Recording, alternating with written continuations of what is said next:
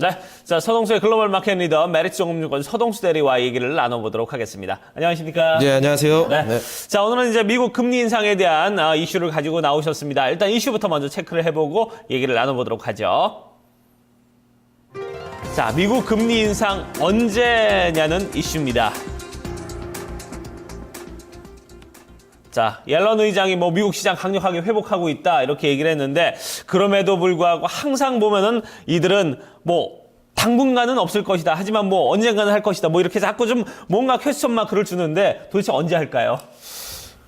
미국의 금리 인상 시기는 이제 전 세계 금융시장의 촉각이 계속 이렇게 좀 집중되고 있는 부분이라고 보시면 되는데 네. 사실 지난해 12월 정도에 이제 자넷 옐런 의장께서 한 두 번 정도 FOMC를 하고 나서 올릴 가능성이 있다. 그렇게 되면 1월, 3월 넘어가서 한 4월 정도의 논의가 되고 한 6월 정도 이렇게 되지 않겠느냐라고 얘기했었는데 그 말을 이제 어떻게 보면 약간 좀 번복을 하시는 거라고 좀 보면 될 것 같습니다. 그래서 네. 약간 그 뒤로 미루거나 뭐 미국 경제라든가 저번에도 단서를 하나 넣었었죠. 뭐 세계 경제가 회복하지 않는 한 우리도 뭐 금리를 뭐 올리지 않는다라는 뭐 이런 뜻을 내비친 적도 있기 때문에 사실 이제 하반기 올해 하반기로 미뤄질 가능성이 상당히 있다. 그래서 시장에서 과연 이제 6월로 굉장히 이제 작년 12월 달 정도만 해도 6월 정도에 분명히 될 것 아니냐 이렇게 봤었는데 지금 같은 경우는 많은 전문가들이 이제 한 9월 정도에 가장 베팅을 많이 하고 있는 이렇게 조금 변했다라고 좀 정리를 해드리겠습니다. 네. 근데 이제 또 그때 가서 이제 경제 지표들이 어떻게 나오냐가 또 중요하지 않을까 하는 생각이 듭니다. 이게 또 9월쯤 가면은 한 6월쯤 가면은 또 올해 9월 아닐 것이다. 또 12월이다. 아니면 또 내년에 넘어간다. 이런 얘기도 나올 가능성도 뭐 배제는 못하는 그런 상황이에요. 맞습니다. 네. 이제 하반기로 어느 정도 좀 어떤 불확실성이 연기가 된 상황에서 지금 어떻게 보면 경제 지표도 굉장히 좀 호조를 기록하고 있고 말씀하셨던 지난번에 이렇게 어떤 걸림돌이 됐던 글로벌 경제 상황도 굉장히 좀 호조를 기록하고 있거든요. 회복되고 있는 추세인데 이제는 옐런 의장이 인플레 쪽으로 또 초점을 두겠다. 물가 상승만 된다면 금리 인상을 이뤄줄 수 있다라는 얘기도 내놓고 있습니다. 외신들 반응 어떻게 좀 저희가 체크를 해야 될까요? 그렇게 다 얘기했습니다. 저기 그 GDP 성장률 같은 경우는 이제 작년 하반기 이제 3.75%. 네. 약간 한 분기나 5% 가까이 나왔었거든요. 실업률도 보면 5.7%까지 이렇게 내려와서 상당히 이제 금융위기 이전까지 지금 내려와 있는 상황인데 네. 만족스럽다라고 표현을 하지만 소비로 이어지는 고리가 약하다라고 이렇게 연결을 했지만 그 뒤에 숨어 있는 것이 있습니다. 사실 그림을 한번 보십시오. 실업률 계속 떨어졌습니다. 뭐 10%가 넘었을 정도로 실업률이 올라갔다가 최근 들어서 이제 실업률이 떨어지긴 했지만 이게 경제활동 참가율이 상당히 낮아요. 그러니까 62.9% 정도밖에 되지 않습니다. 다음 그림을 보시면 아니 실업률이 낮고 애들이 이렇게 일을 많이 하고 있는데 왜 소매 판매가 둔화가 되느냐? 왜 안 사냐? 왜냐하면 경제활동을 참가하는 사람, 구직을 포기한 사람들이 상당히 많기 때문이죠. 그래서 뭔가 그 GDP 성장률과 임금 상승 그리고 고용 확대로 이어지는 이 고리가 잘 이어지는 것 같지만 하지만 뜯어보고 보면은 그냥 시원찮은 상황이거든요. 그렇기 때문에 약간 좀 부담이 있을 수밖에 없는 것 같고요.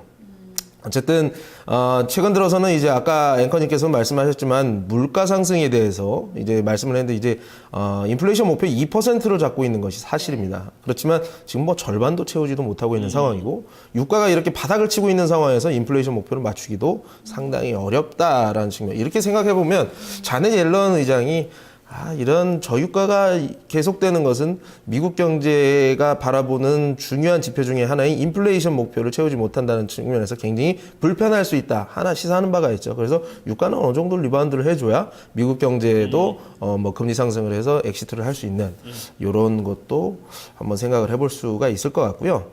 그리고 뭐 새로운 마지막 이제 그 인플레이션 관련해서 그림을 한번 보시면.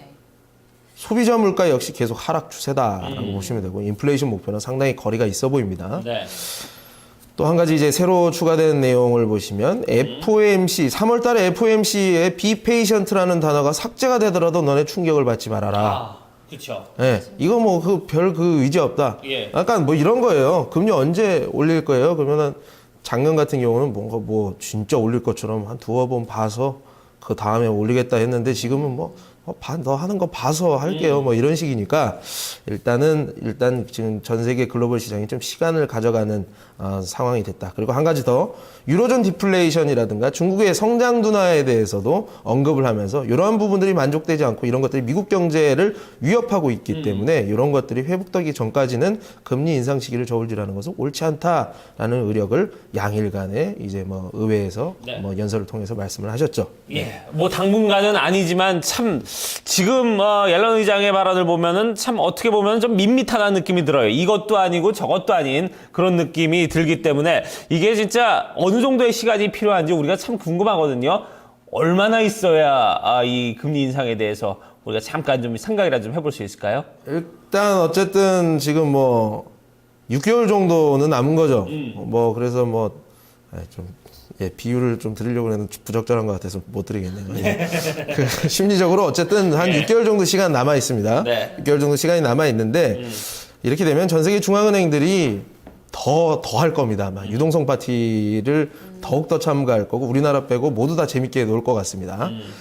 그림을 보시면 아시겠지만 전 세계 중앙은행들이 지금 행보를 어떻게 분류하냐. 2014년도에 일본, ECB 이런데 미국 다 통화 완화, 금리 인하, 금융 완화, 통화 긴축으로 가는 나라는 거의 없을 정도로 이렇게 1월, 2월 달에 그래서 노르웨이, 스웨덴, 중국 지준율 인하, 모든 금리 인하 이런 것들이 나오고 있는데요. 앞으로도 한 6개월 정도면 재정 정책이라든가 아니면 통화 정책이 약발이 먹을 수 있는 기간은 어느 정도 시간이 주어지거든요. 그렇기 때문에 우리나라 빼고 다 열심히 할 것으로 보여지고 있습니다. 그래서 일단 정부 스탠스가 바뀌지 않으면 아마 우리나라로는 큰 자금이 외국인 자금들이 들어오기는 만만치는 않을 겁니다. 만만치는 않을 것 같고 어제 조금 들어왔다고 해서 시작되는 거 아니냐 이렇게 생각할 수도 있을 것 같긴 한데 아직까지는 그렇게 결론 내기는 어려울 것 같고요. 기관 주도로 올라가고 있는 코스닥 시장에서 주도주를 매매하는 것들이 맞지 않겠느냐 이렇게 보고 있습니다. 네. 일단은 자금 유입에 있어서는 계속해서 조금 부정적인 의견을 주고 계십니다. 우리나라가 어떤 국가, 굉장히 좀 다른 나라와는 다른 정책 스탠스를 고수하고 있기 때문인데 이런 부분에 대한 어떤 기대감도 남아있다라고 봐야 될 것 같고요. 그때 전까지는 계속해서 좀 개별주 종목으로 좀 접근을 하는 것이 유효한 전략이 아닐까 다시 한번 정리를 해드리도록 하겠습니다. 네. 자, 다음 이슈 함께 점검해 보시죠. 바이두, 알리바바, MSCI 편입 이슈에 대해서 이야기 나눠보겠습니다. MSCI가 지난달이었어요. 1월에 그렇죠. 해외 상장 지수에 이제 새로운 종목들을 편입시키겠다라는 입장이 전해졌고 여기에 대해서 이제 글로벌 증시에서는 바이두, 알리바바가 언급이 되면서 우리 증시에서 네이버가 크게 좀 흔들렸던 그런 기억도 있습니다. 좀 이 이슈 자세히 좀 점검해 볼까요?